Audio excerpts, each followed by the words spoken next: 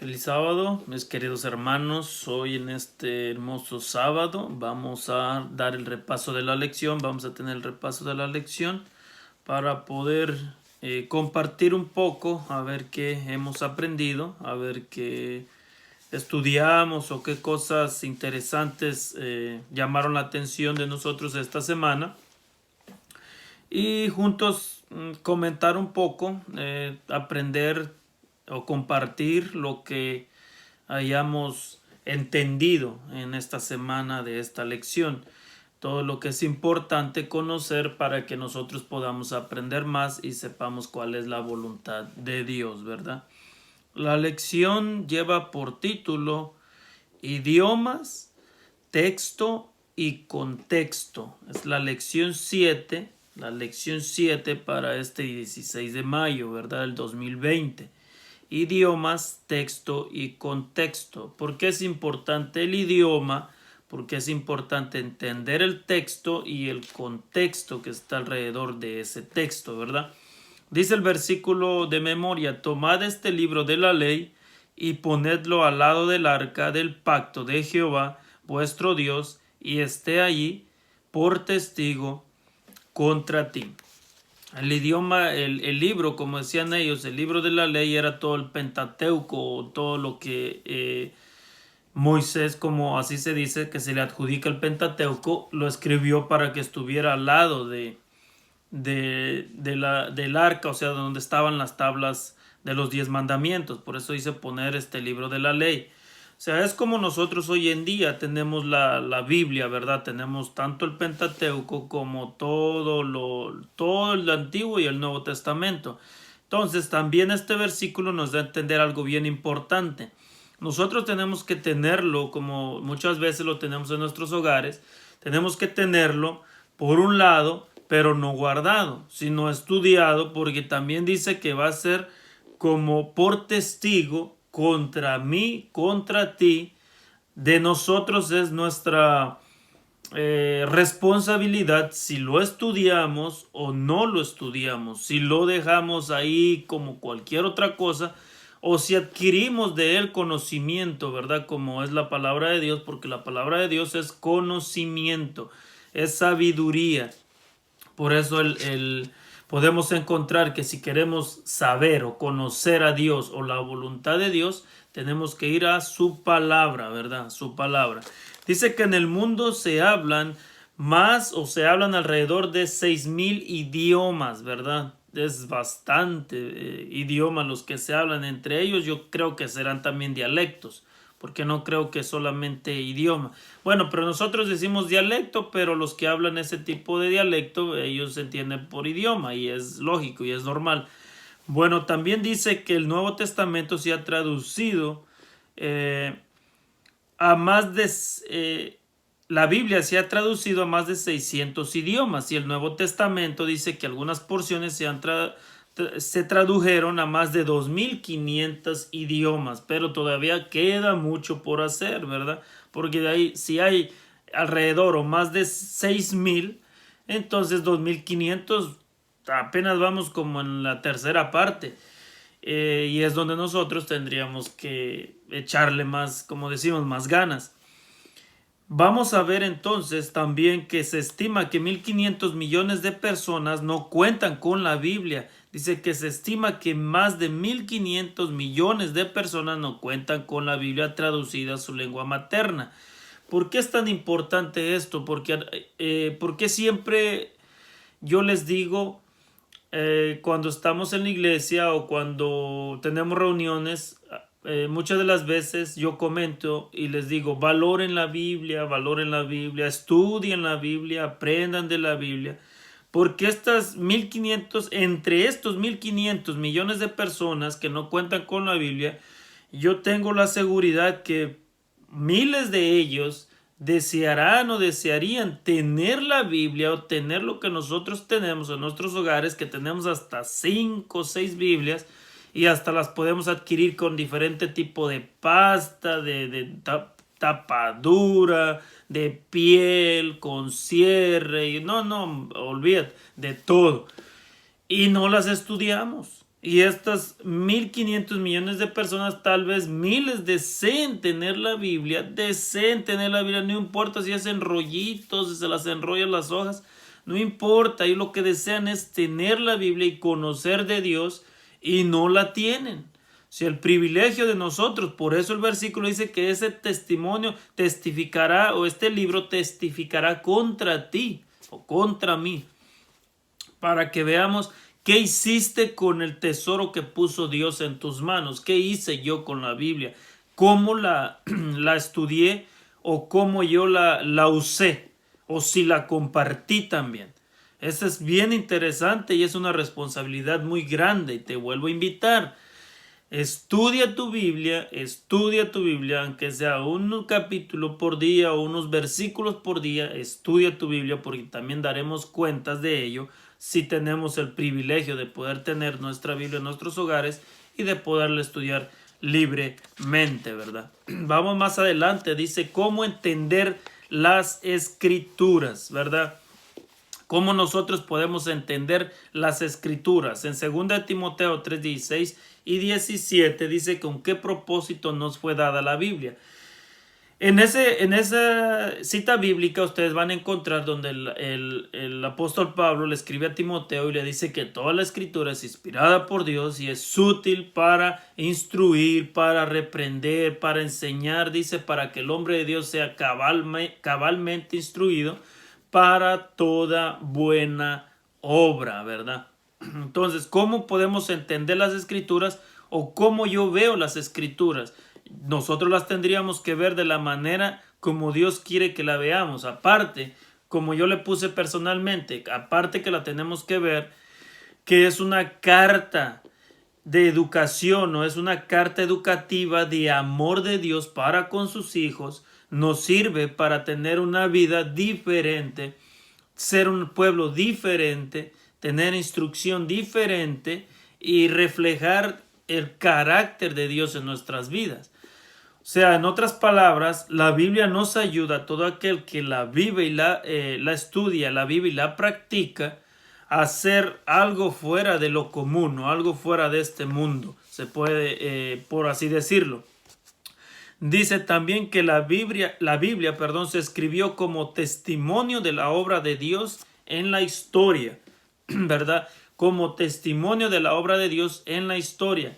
Por eso nosotros, si las teorías que van, que el mentado Big Bang, que el mentado evolución y todo eso, nosotros tenemos la Biblia como testimonio de la obra de Dios en la historia. O sea, en la historia de la humanidad, en la historia de la creación, en toda la historia de la redención, tenemos la Biblia nosotros como testimonio, como testigo, para que nosotros no creamos esas fábulas y creamos que hay un Dios que nos creó, que existe un Dios y el cual se preocupa por cada uno de nosotros y no fuimos hechos por la evolución o no fuimos, nacimos del azar o cosas así. Eso es mentira, ¿verdad? Y por eso la Biblia nos ayuda como testimonio, testifica de Dios para que nosotros conozcamos a Dios.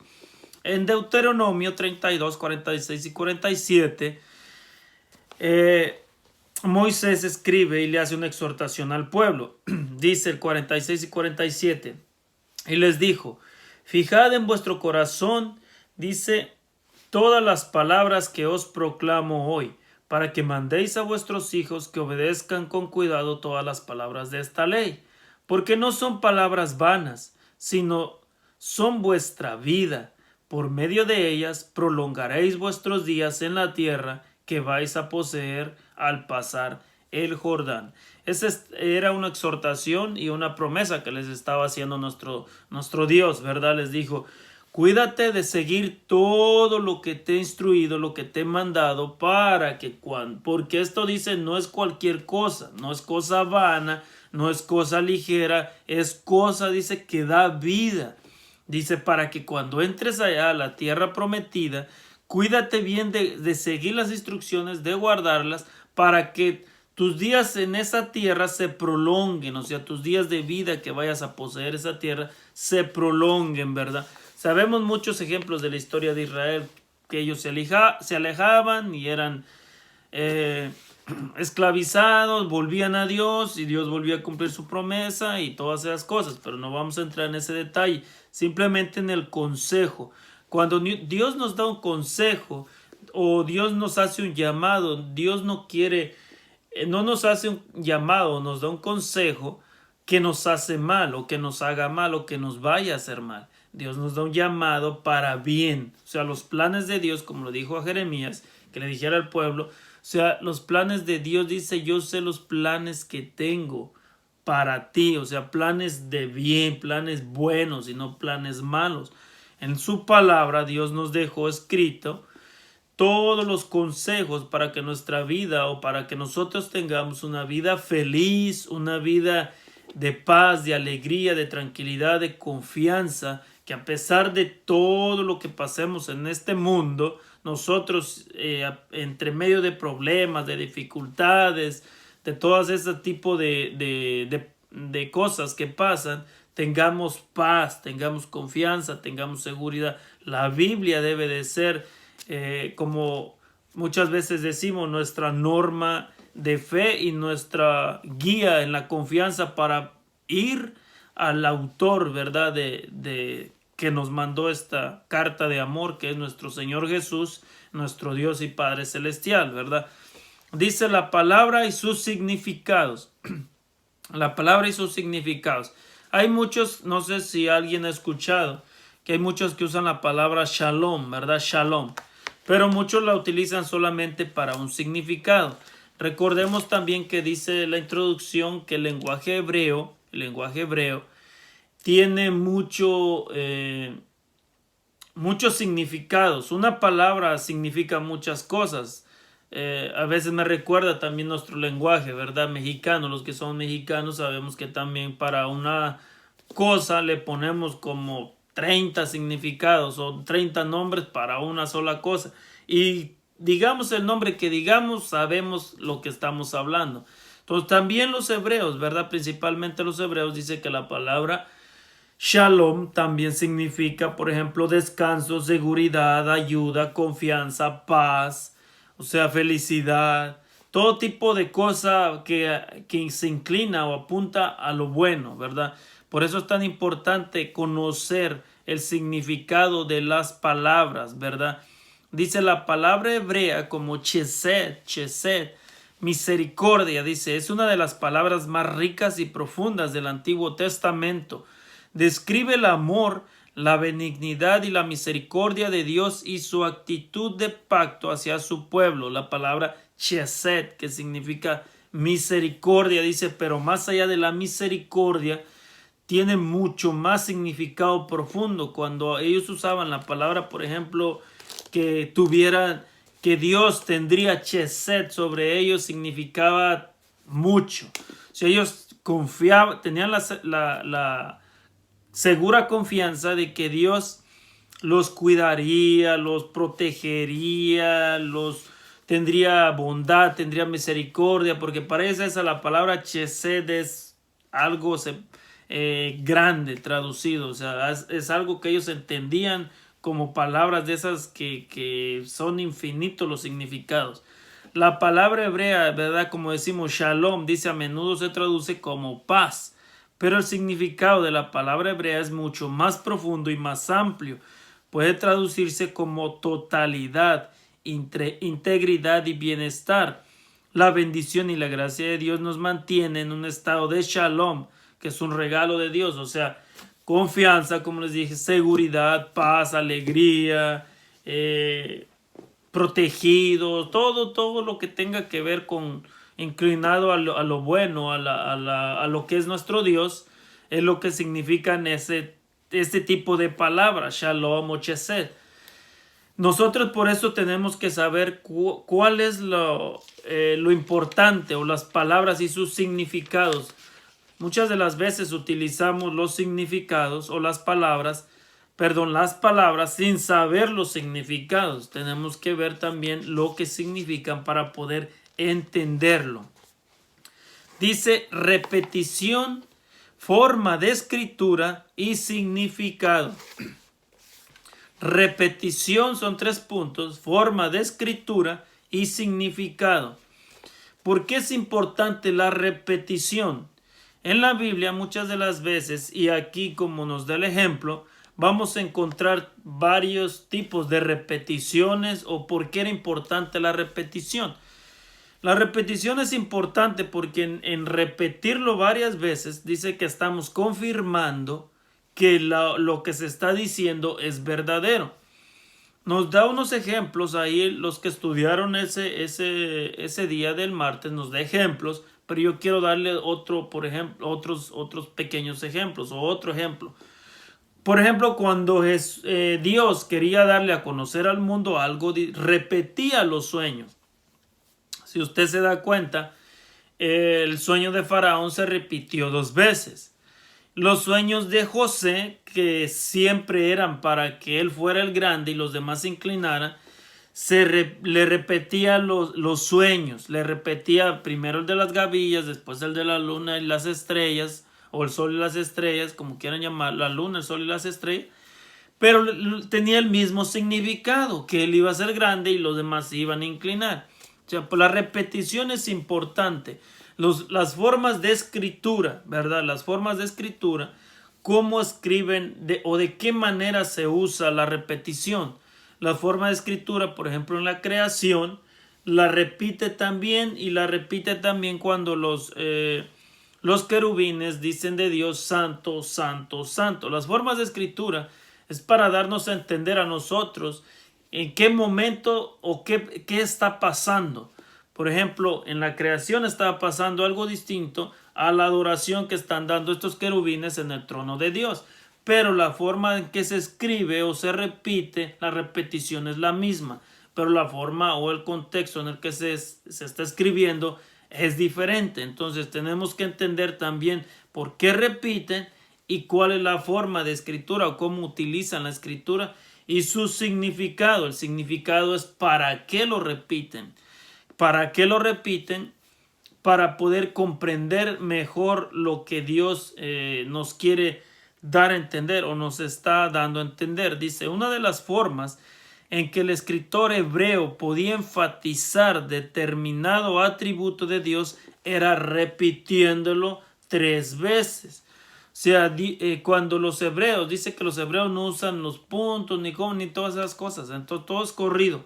Y para poder ellos entender su lenguaje, su idioma, de qué querían dar a entender o qué querían ellos explicar, o cuando querían confirmar algo que estaban hablando de Dios, porque por ejemplo si ellos hablaban de otros dioses, no lo repetían porque no tienen valor, pero cuando hablaban de Dios, podemos decir, dice que ellos repetían 3 veces el nombre que estaban escribiendo de Dios para que se corroborara que estaban hablando del único Dios verdadero o de los atributos de Dios. Entonces ellos utilizaban la repetición para poder entender. Dice, en la visión del llamado de Isaías, como les dije, dice los serafines o querubines, o bueno, todos los ángeles, también dice Apocalipsis, todos dicen santo, santo, santo. O sea, la repetición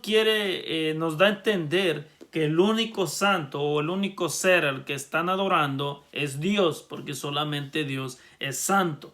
Y tres veces confirman lo que Él quiere dar a entender. Ahora, mucho de la importancia tiene que ver los textos, dice, y su contexto. Los textos y contexto. Dice, ¿cómo nosotros podemos leer un texto y cómo podemos entenderlo? Bueno, la iglesia, el adventismo siempre practica o se recomienda practicar cuando lees un texto, investigar la historia o en el momento que ellos están viviendo, qué historia está relacionada en la historia con ese texto para poder entender el contexto, por qué lo dijo, cuál fue la ilustración o qué quería dar a entender para poder él haber hecho esa comparación. Por eso vemos que el contexto o la historia es bien importante para poder entender el texto, ¿verdad? Dice, las palabras en las escrituras siempre se dan en un contexto, no están solas. Una palabra tiene su contexto inmediato dentro de una oración y es esta unidad la que debe entenderse primero. Luego está el contexto más amplio de la unidad general a la que aparece la oración. Quizás sea una parte del pasaje, un capítulo o una serie de capítulos.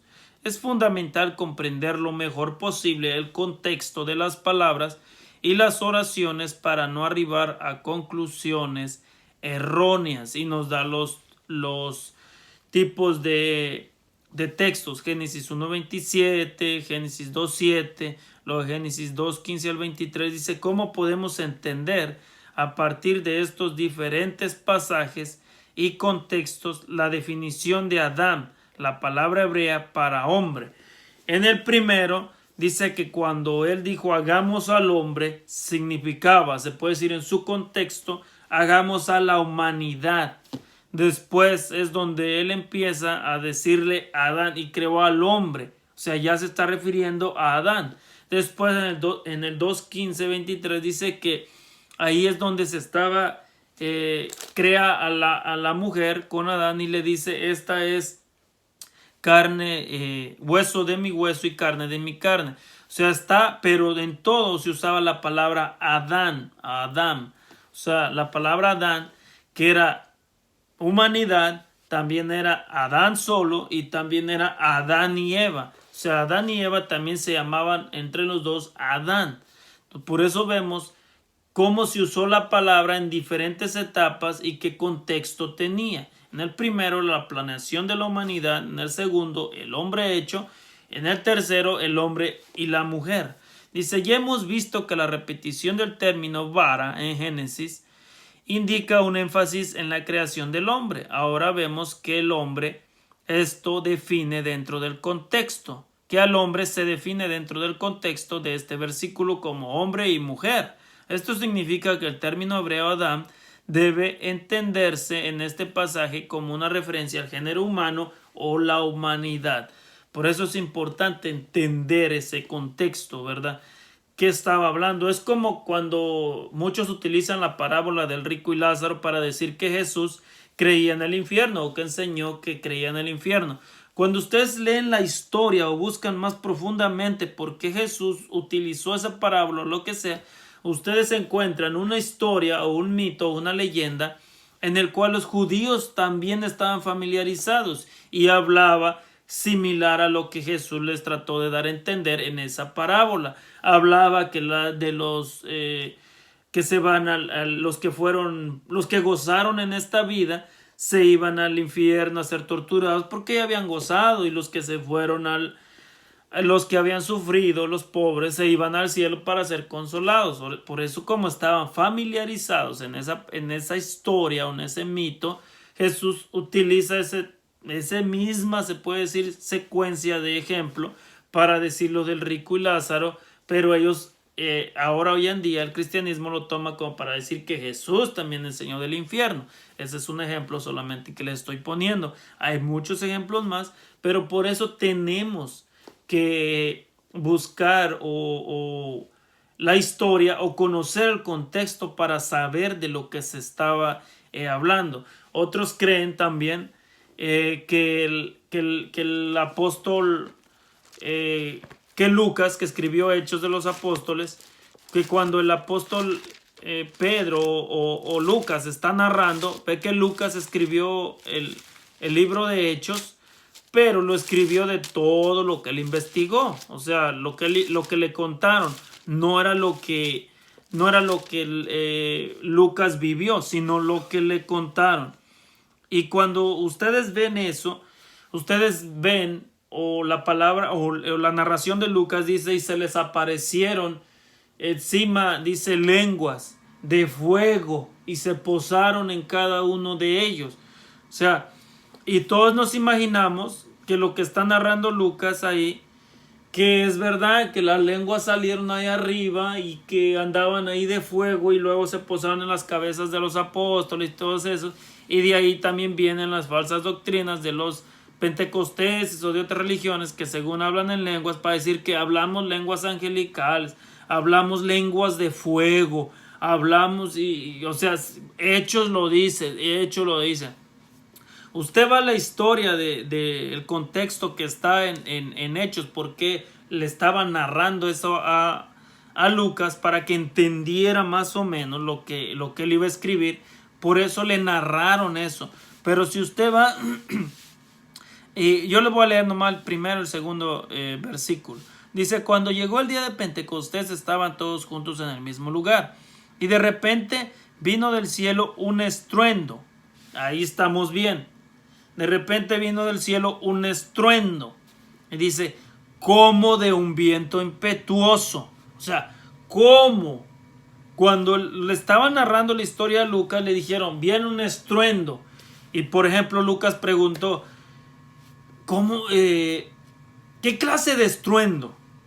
Y entonces el que le estaba narrando la historia le dice: ok, mira, déjame, te voy a decir un ejemplo. ¿Cómo? Cuando hay una tormenta, o cómo de un viento impetuoso, así como las tormentas, le puedo decir, así como un viento. Sí, ves que cuando viene una tormenta grande, sí, y Lucas, sí.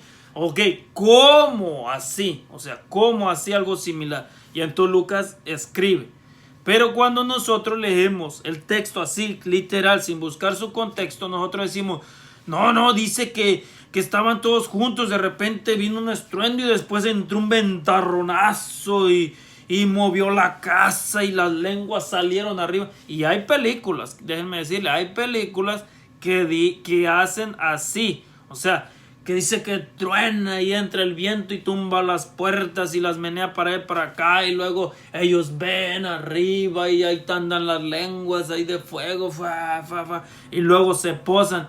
Esa es una historia que le estaban ilustrando a Lucas para poderle dar a entender cómo ellos sintieron o lo que presenciaron. Mas no está diciendo ahí que sí fue un viento impetuoso, sino que fue como. Nomás estaba un trueno, un estruendo, dice. Y ya cuando dice que les aparecieron las lenguas de fuego y se repartieron, se posaron sobre cada uno de ellos. Recuerden que también el fuego representa el Espíritu Santo, no necesariamente que había fuego. Pero bueno, es un poco de el ejemplo, el contexto. Dice los libros y su mensaje. Las unidades de los libros, dice, las unidades más grandes de la escritura son los libros de la Biblia. Los libros bíblicos se escribieron con diferentes propósitos y en diferentes ámbitos. Algunos sirvieron como mensajes proféticos, otros eran compilaciones como los Salmos. Hay libros históricos como Primero y Segundo de Reyes, y hay cartas a varias iglesias como las escritas por Pablo y otros. Cuando intentamos comprender el significado y el mensaje del libro, es importante comenzar con la autoría y el entorno. Ven, con el contexto. ¿Quién lo escribió? ¿En qué entorno estaba viviendo? ¿O qué estaba pasando en ese momento para que él pudiera haber dicho esas cosas? Por eso muchos dicen hoy en estos días, hay peleas, siempre hay peleas cuando están los famosos debates, y uno saca, no, que el apóstol Pablo en Corintios dijo esto, y otros. Entonces, ¿qué hago con Efesios? ¿Lo tiro o qué? Porque entonces contradice, y sale el otro. Timoteo dice otra cosa. O sea, no es que digan otra cosa. Fíjense en qué tiempo y a quién iban dirigidos. Unas eran cartas dirigidas personalmente a una persona. Otros eran en plural, otros eran en otro tiempo. Es como la sierva del Señor. La sierva del Señor escribió también cartas que a muchos lo toman como que se los dijo a ellos, o sea, a ellos mismos. Hay una, por ejemplo, que no recuerdo, creo que está en Testimonios para la Iglesia, una carta, y de ahí la sacan. Voy a poner este ejemplo sin criticar, no lo tomen como crítica ni ataque, por favor, porque es lo primero que hacen, sin crítica. Hay una carta que fue enviada especialmente a una hermana a una hermana y de ahí sacan los vegetarianos o los veganos para decir que eso es lo que la hermana White dijo. Pero cuando ve que escribe para otra persona, otra carta, puedes tú ver las cartas y tú puedes decir que se contradicen. No, no se contradicen. Tenemos que mirar en qué punto le escribió. Para esta hermana, yo les voy a decir un poco, no recuerdo bien el texto completo, les voy a decir un poco. La hermana primero ella le pregunta un consejo. Mire que esto está pasando, mis 2 hijos varones están haciendo esto y esto. Se están volviendo así como rebeldes, hacen prácticas que no tienen que hacer y cosas así. Entonces la familia practicaba, podríamos decirlo, la buena alimentación. No sé si era el vegetarianismo, pero lo practicaban, me parece. Entonces ella le escribe una carta y ella le dice, bueno, mi respuesta para y mi consejo es, para que sus hijos no actúen de esa manera, entonces quite de su mesa los huevos y la leche o los lácteos, como puedan llamarle. Todo lo que derive podríamos decir, del ganado, de la vaca y de las gallinas, cosas, o de los animales, podríamos decirlo, quítelo de la mesa para que pruebe a sus hijos, o sea, en esa conducta, y ellos bajen esos niveles. Se puede, podríamos decir, no sé qué estaba pasando, no aclaran el tema, pero tal vez era una inclinación a prácticas inmorales. Entonces, para que sus hijos bajen lo que están haciendo y pueda controlarlos. Pero se lo dijo a ella especialmente. No, ya de ahí lo toman y dicen, como le dijo, para que sus hijos, es como si me estuviera hablando a mí, literal, o sea, lo toman para ellos. Cuando ella lo escribió es un consejo, fue una carta para ella, para esa familia. Después entonces, cuando este pastor Haskell de Australia, me parece, el que les platiqué una vez en la iglesia cuando siento una pregunta sobre el Enahuay, que tomó el veganismo, el vegetarianismo, tan aferrado que se estaba muriendo de hambre, se estaba matando el pastor ese, pero decía que estaba en lo correcto. Entonces la hermana White a él le envía una carta personalmente a él y le dice, estás haciendo mal, no es así, no es así. Tienes que comer huevos y tienes que tomar leche.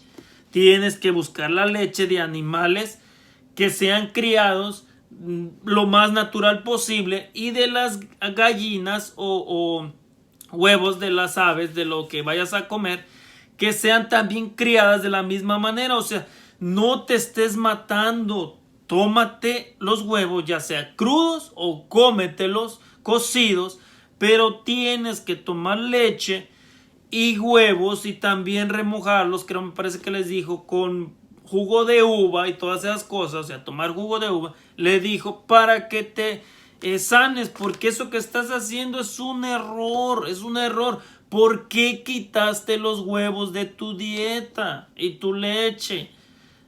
Pero de seguro lo que el ejemplo podríamos decir, tal vez si la carta de la hermana a la que le escribió a los hijos fue antes, y qué tal que él la estudió y la interpreta como siempre la interpretamos hoy en día, mal, o la interpretan mal. Este tipo de personas, me estaba hablando a mí cuando era la hermana y a su familia, no a él. Entonces él se estaba matando de hambre por un consejo que le dio a ellos, no a él, pero corrigieron las cosas. Entonces muchos pueden decir, entonces contradice. Por fin, hermana guay, ¿comemos huevos y leche o no comemos huevos y leche? ¿Por qué este le dice que sí? A este le dice que no. Entonces tienes que entender el contexto. ¿Por qué le dijo a este que no? ¿Y por qué le dijo a estos que sí? Eso es lo importante que tenemos que conocer de la palabra de Dios. El contexto.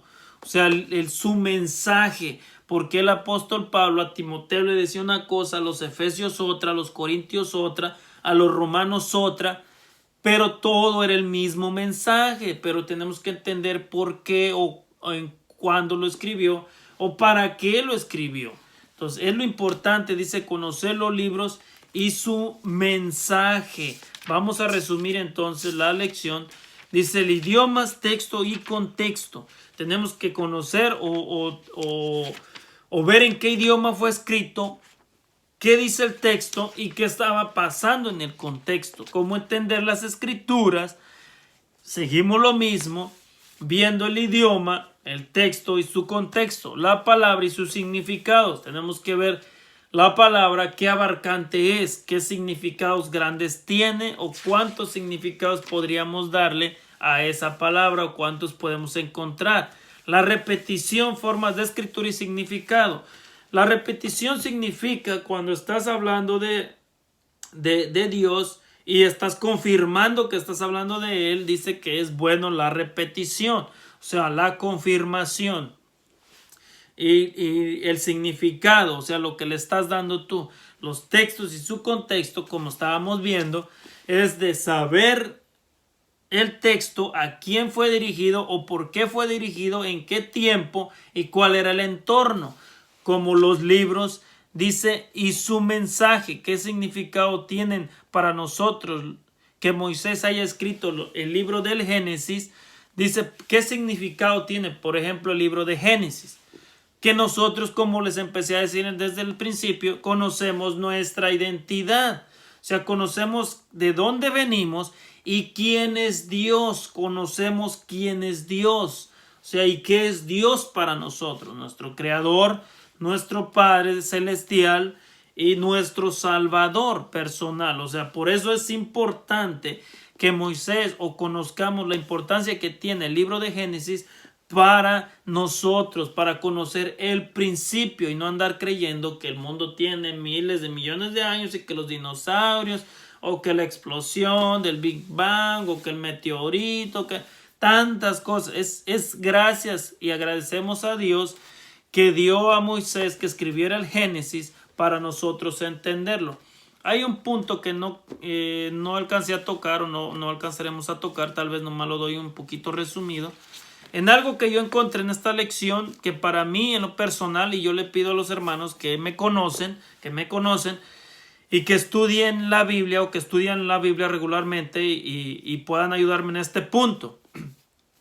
Lo que yo encontré que no estoy de acuerdo en este día del viernes es una cita que pusieron o que está en Patriarcas y Profetas, dice página 255 y 256. Dice, a medida que pasaban los años y erraba con su rebaño, está hablando de Moisés, por lugares solitarios, meditando acerca de la condición oprimida en que vivía su pueblo, Moisés repasaba el trato de Dios a sus antepasados, las promesas que eran la herencia de la nación elegida y sus oraciones en favor de Israel ascendían día y noche. Los ángeles celestiales derramaban su luz alrededor de él. Ahí, bajo la inspiración del Espíritu Santo, escribió el libro de Génesis. Ok, lo que da a entender y lo que un pastor que yo escuché estaba enseñando es de que aquí la sierva del Señor dice que Moisés, cuando huyó de Egipto, que mató al egipcio y huyó a Madián, que ahí en ese transcurso de los 40 años de estar cuidando los rebaños de Jetro, que porque ahí lo dice ella, que escribió el libro de Génesis y escribió el libro de Job. Y en eso yo estoy en total desacuerdo. Voy a seguir estudiando ese capítulo de la sierva del Señor, porque para mí la Biblia dice totalmente algo contrariado y a ella o ella contradice la Biblia. En ese punto, les repito, no estoy afirmando, tengo que volverlo a estudiar, porque para mí lo que yo veo en la Biblia, si usted lee Éxodo 3, capítulo 3 y capítulo 4, yo no puedo concebir la idea de que Moisés escribió Génesis y Job cuando pastoreaba los rebaños de su suegro, si para mí Moisés no había tenido contacto con Dios, ni tampoco conocía de Dios, ni mucho menos para que Dios le haya revelado, tenido esas revelaciones. Y yo les digo por qué. Cuando usted lea Éxodo 3 y 4, usted se va a dar cuenta de algo bien interesante. Cuando Dios se presenta delante de Moisés en la zarza que ardía, Moisés no conocía a Dios. O sea, no conocía a Dios. Entonces, ¿cómo Dios le va a revelar algo a alguien que no lo conoce? Y le va a explicar toda la creación, le va a contar la historia de Job y todas esas cosas si no lo conoce. Y usted se va a dar cuenta. Aquí dice en el 3.13, usted puede leer el capítulo 3 y el capítulo 4. Y yo le puedo decir por qué digo que no lo conoce. Porque después que él regresa de cuidar los rebaños, en ese día, se puede decir, o en ese tiempo que él regresó para atrás, inmediatamente le dijo a Jetro lo que le había pasado en el día que estaban cuidando los rebaños, y le dijo, ya me voy. O sea, ahí mismo. Y por eso le pido, cuando vean este video, a los hermanos que estudian la Biblia y que puedan entender mejor que yo, que me ayuden, tal vez con un comentario o que me lo manden por mensaje para poder entender lo que yo trato de que... Yo siempre les he dicho, si yo veo o siento que la hermana White contradice la Biblia, yo me quedo con la Biblia y desecho la enseñanza de la hermana White. Porque si la hermana White, como dicen otros, está afirmando que Moisés escribió el Génesis y Job cuando estaba en los 40 años allá cuidando los rebaños, y que ahí pasó todos esos años escribiéndolo hasta que se preparó, yo no lo creo, porque la Biblia dice totalmente diferente. Si Moisés hubiera conocido a Dios como Abraham conocía a Dios, Abraham conocía a Dios. Por eso la Biblia dice, Dios le dijo a Abraham, salte de tu tierra. O sea, Abraham conocía a Dios. Si ustedes ven la diferencia de Abraham con Moisés, Moisés le dice, ¿y quién eres? ¿Cómo te llamas? ¿Quién eres y cómo te llamas? Yo qué le voy a decir, ¿quién eres tú? Si Moisés hubiera conocido a Dios, cuando Dios se le presenta en la zarza, Moisés inmediatamente hubiera dicho, es Dios. Y hubiera quitado las sandalias de sus pies, o hubiera caído de frente rápidamente, porque conocía a Dios. Si ustedes ven la diferencia entre Moisés y los profetas que siguieron después de Moisés, cuando miraban a Dios, porque ya conocían a Dios, ya habían escuchado de Dios. Cuando Josué, si ustedes recuerdan, Josué ve al ángel de Jehová, ¿qué hizo Josué? También se le dijo que dice que lo adoró. O sea, él ya conocía a Dios, o sea, y rogaba que no se muriera, porque conocía a Dios, ya sabía de Dios. Pero Moisés no, dice que Moisés iba caminando y dijo, oye, es bien interesante eso que está ardiendo.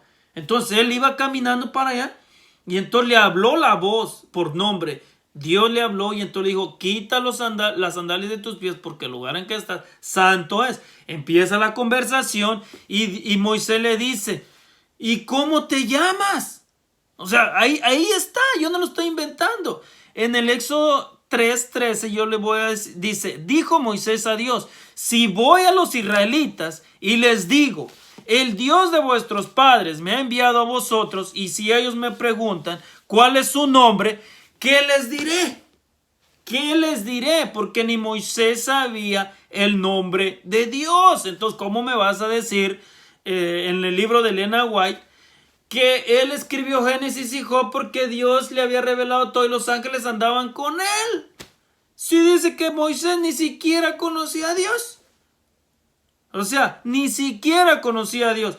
Y ahí le empieza a decir, pero mira, es que yo no quiero y todas esas cosas. O sea, si ya lo había llamado desde antes, cuando cuidaba los rebaños, Moisés no se hubiera negado, ya conocía a Dios.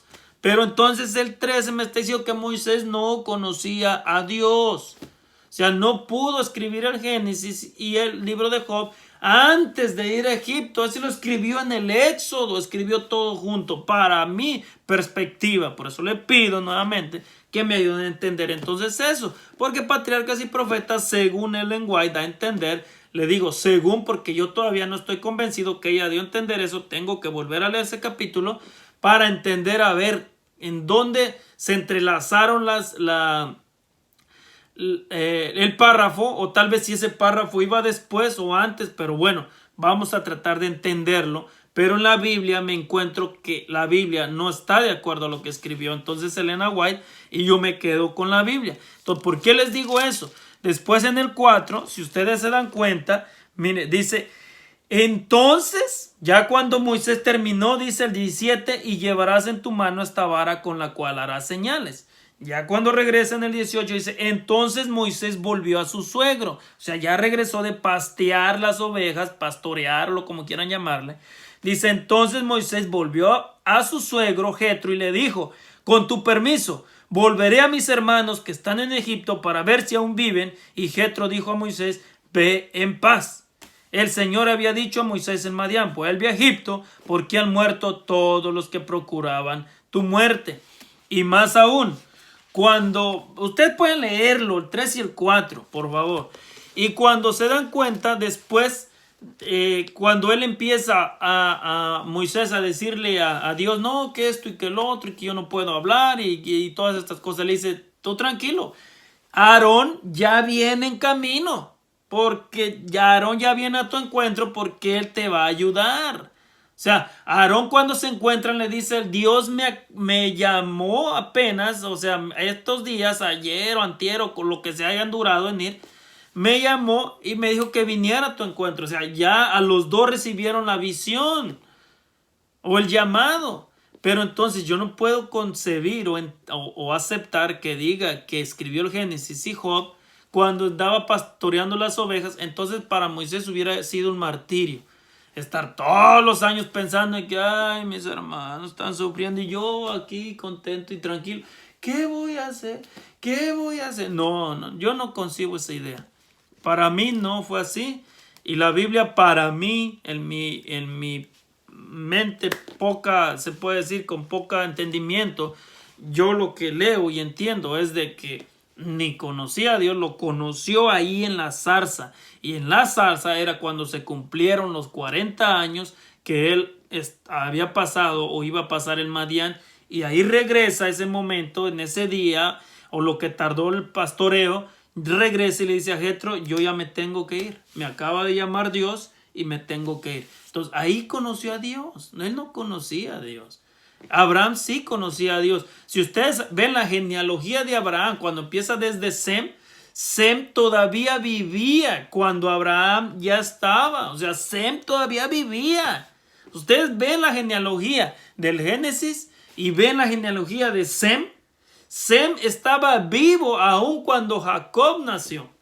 No le estoy diciendo que vivían juntos. Estaba vivo aun cuando Jacob nació. Ustedes hagan la genealogía y se van a dar cuenta. Sem todavía vivía. Entonces yo no puedo concebir la idea. Abraham sí conocía a Dios porque de Sem habían recibido la instrucción. Pero Moisés no conocía a Dios, podríamos decirlo tan personalmente. Usted puede decir, pero fue criado por Jocabed. Pero recuerden, él fue educado de una manera que los mismos egipcios le dijeron. O sea, le dijeron que lo educara para ellos. O sea, ya no era de ella, era de ellos. Y yo te puedo dar un punto importante y con eso voy a cerrar para no ser tan largo porque ya se alargó. Te voy a hacer un punto importante. Si Moisés hubiera conocido a Dios antes, podríamos decirlo, antes cuando Jocabed lo instruyó, entonces Moisés no hubiera ido a vivir con los faraones, porque hubiera recibido la instrucción de que los faraones adoraban dioses, adoraban ídolos y les gustaba, podríamos decir, la riqueza, el mandar, el gobernar y todo eso. Pero Moisés lo hizo, entonces no tenía el conocimiento de Dios, o sea, no lo tenía. Porque Moisés allá en Egipto, me atrevo a decir, que cuando estuvo en la familia real, hizo todo lo que los egipcios hacían. Adorar a Ra, adorar al dios Ra, que era el dios sol, a todo eso que los egipcios hacían, hacía. O sea, porque si hubiera conocido a Dios, no lo hubiera hecho. Y entonces la vida de Moisés con los faraones hubiera sido una total pelea todos los días. En cambio, no. En cambio, Moisés tenía todo el conocimiento egipcio y también hizo lo que hacía la familia egipcia. Bueno, que el Señor los bendiga. Espero que me ayude alguien, que me comenten un comentario o que me llame, me mande un mensaje personal. Si gusta, a los que me conocen, se los pido de favor. Y esa parte principalmente. Bueno, fue el repaso de la lección. Que el Señor los bendiga.